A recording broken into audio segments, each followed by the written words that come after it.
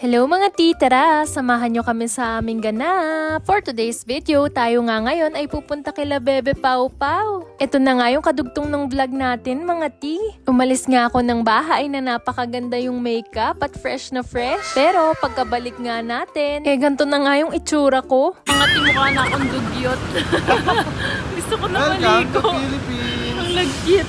Naku, mukhang aabutan pa nga kami ng rush hour. Nag-commute nga lang pala kami. Taft to Valenzuela. Flex ko muna yung pasmo ng Pilipinas. Ay, beep card pala. Grabe, ang daming ang tao. Na-video ko pa nga yung nasa harap ko, hindi pumapasok yung beep card niya. Buti na lang yung akin, pumasok agad. Pagkatapos niyan, magnonorikay naman tayo sa bus. Andito na nga pala kami ngayon sa monumento. Visit ka pa. Shibuya! Shibuya.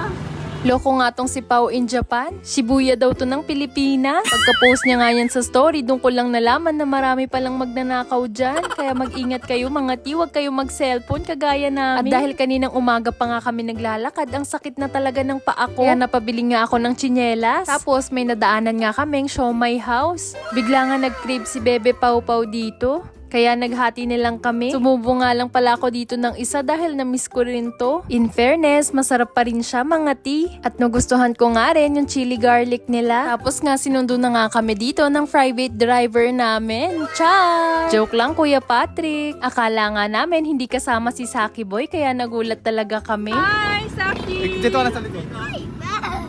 Nung unang kita niya pa lang sa akin, hindi na nga siya nakilala. Lagi kasi kami magka-video call ni Pau Pau. At natatandaan niya siguro yung mukha ko. Sa Pilipinas pa kasi si Pau Pau. Siya yung nagbabantay kay Saki Boy. Kapag aalis yung papa niya. Pagdating nga namin, yung papa ni Pau Pau kumain na daw kasi Saki Boy. Pero bigla nga nagaya si Bebe Pau Pau na kumain kami sa labas. Grabe mga ti, sobrang late dinner na to dahil 10:30 na to ng gabi. Pero syempre hindi tayo aayaw dahil libre yan ni Bebe Pau Pau. Dahil busog pa nga ako sa kinain ko sa Chowking, nag-burger na muna ako. Araw nga na to, maaga daw silang kumain ng dinner. Kaya kahit late na nag-aya si Bebe Pau Pau, nakalabas pa kami. Nagulat nga rin ako mga ti dahil may bukas pang restaurant ng gantong oras. Sa NLEX kasi to, 24 hours nga daw yung ibang mga store dito. First time ko nga lang orderin yung burger nila dito at nasarapan ako. Si Bebe Pau Pau naman, first time niya daw kumain sa Kenny Rogers. At syempre, nag-picture-picture din pala kami. Pagkatapos nga namin sa Kenny Rogers, nagaya naman si Bebe dito sa Starbucks. Pagkakita nga ni Jed dito sa pandesal, nagulat siya dahil 110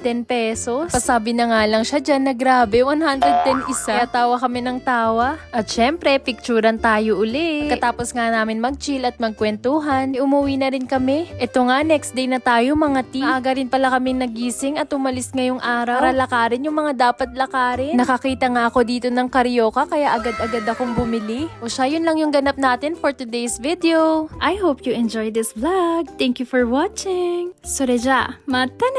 Bye bye!